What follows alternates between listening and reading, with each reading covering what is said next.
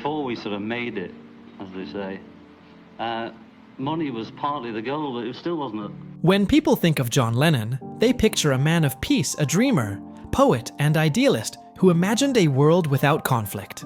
But behind that gentle image was a personality that was anything but calm.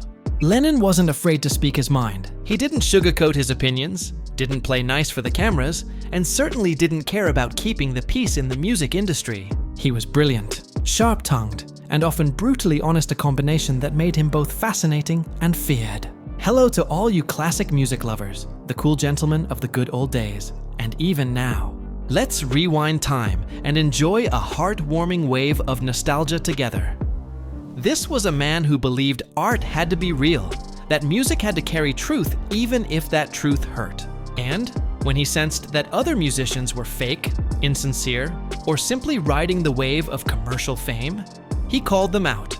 Sometimes in interviews, sometimes in his songs. Lennon made it clear who he respected and who he didn't. His words could sting harder than his lyrics. And once he had a target, he rarely held back. What made Lennon unique wasn't just his musical genius, but his raw emotional honesty. He exposed his insecurities, mocked his rivals, and challenged the very culture that made him famous. For every artist who admired him, there were others who quietly or openly despised him. But Lennon didn't care about being liked. He cared about being real. So, while the world remembers him as a symbol of love and peace, there was also a darker, more complex side, one filled with confrontation, jealousy, and wounded pride. This is the side of John Lennon that few talk about.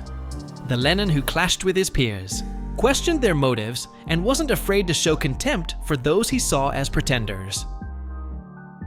In this video, we'll uncover that hidden side, the fiery, defiant Lennon, by exploring 5 musicians who ended up on his bad side. The ones he couldn't stand, the ones who pushed his buttons, and the ones who revealed just how human the man of peace really was. Number 5. Paul McCartney. Of all the people Lennon ever clashed with, no one was closer or more at odds than Paul McCartney. Their friendship and rivalry became one of the most famous in music history. After the Beatles' breakup in 1970, Lennon's anger toward Paul spilled into his music and interviews. His 1971 song, How Do You Sleep, was a direct attack on McCartney, with lines that cut deep. A song that mocked Paul's solo work and accused him of being shallow, sentimental, and obsessed with his own fame. Lennon felt that Paul had taken control of the Beatles in their later years, steering the band into a more commercial, less daring direction. He often dismissed McCartney's music as granny tunes and accused him of prioritizing money and image over substance. Yet, beneath the bitterness, there was still respect. In interviews during his final years, Lennon admitted he could never deny Paul's musical genius. He described him as a brother, a rival he both loved and resented. Their complicated bond was built on both admiration and anger, and even Lennon himself acknowledged that no one could push his buttons quite like Paul could. Number 4. Elvis Presley. Before he became a legend himself, John Lennon idolized Elvis Presley. As a teenager in Liverpool, Lennon once said that hearing Elvis for the first time was like being struck by lightning. Elvis was the spark that made him pick up a guitar. But that admiration turned to bitterness in the 1960s. When the Beatles finally met Elvis in 1965, Lennon was disillusioned. He expected to meet the rebellious rock and roll hero of his youth, but instead found a quiet, conservative celebrity who seemed disconnected from his former self. The final blow came later. When Lennon discovered that Elvis had complained about the Beatles to President Richard Nixon, accusing them of spreading anti-American ideas and corrupting youth culture. For Lennon, who believed in freedom, peace, and counterculture, that felt like betrayal. From that point on, Lennon dismissed Elvis as a sellout, a man who had become a caricature of his own legend. The idol had fallen, and the rebel in Lennon could never forgive that. Number 3. Frank Sinatra. John Lennon never directly feuded with Frank Sinatra, but he viewed him as the embodiment of the old establishment, the very thing the Beatles and the 1960s counterculture sought to challenge. Sinatra, in turn, had little love for rock music and once mocked the Beatles' long-haired image and youthful energy. Lennon saw Sinatra as a symbol of the past, polished, conservative, and resistant to change. Still, there was a strange irony in their relationship. Sinatra later praised Something, George Harrison's ballad from Abbey Road, calling it the greatest love song of the last 50 years. Lennon, who often felt Harrison was underappreciated, might have quietly enjoyed that comment, but he also found Sinatra's occasional flattery hollow. To him, Sinatra represented the music industry's hypocrisy, quick to criticize what it didn't understand, and even quicker to praise it once it became safe. Lennon respected Sinatra's talent, but despised the world he stood for, a world built on fame, control, and conformity. Number 2. Bob Dylan.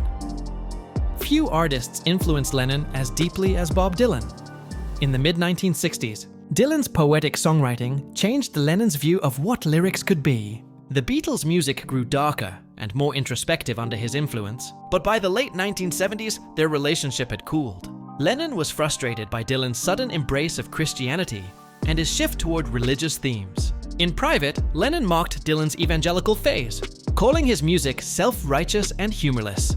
In one unreleased recording titled "Serve Yourself," Lennon parodied Dylan's religious lyrics, turning them into biting satire. He wasn't mocking faith itself, but rather what he saw as Dylan's blind devotion and the loss of his earlier edge. Still, Lennon's criticism came from disappointment, more than hatred. He once admitted that Dylan was one of the few musicians he truly respected because, like him, Dylan had the courage to reinvent himself, no matter how much it angered people. Their rivalry was built on mutual influence, each pushing the other to dig deeper.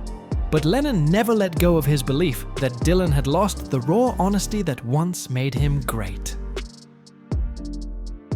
Number 1. The Rolling Stones.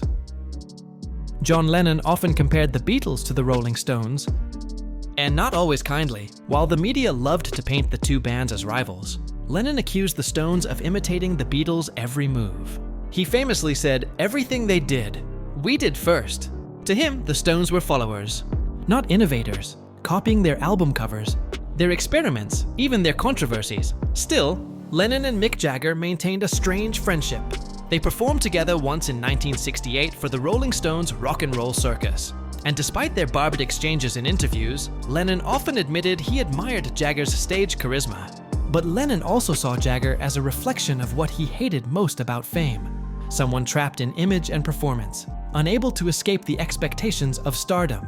Lennon despised pretense, and to him, the Rolling Stones embodied the artifice of rock and roll. He wanted music to mean something, not just sell rebellion as a product. John Lennon's life was filled with contradictions. He could preach peace one day and hurl insults the next. His honesty was both his strength and his curse. The musicians he clashed with, Paul McCartney, Elvis Presley, Frank Sinatra, Bob Dylan, and the Rolling Stones, were not just enemies, but mirrors reflecting parts of himself he couldn't accept. Ambition, ego, conformity, or doubt.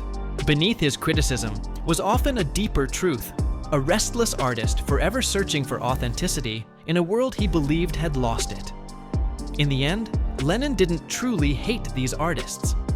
What he hated were the illusions they represented, the compromises fame demanded, and the parts of his own reflection he couldn't bear to see.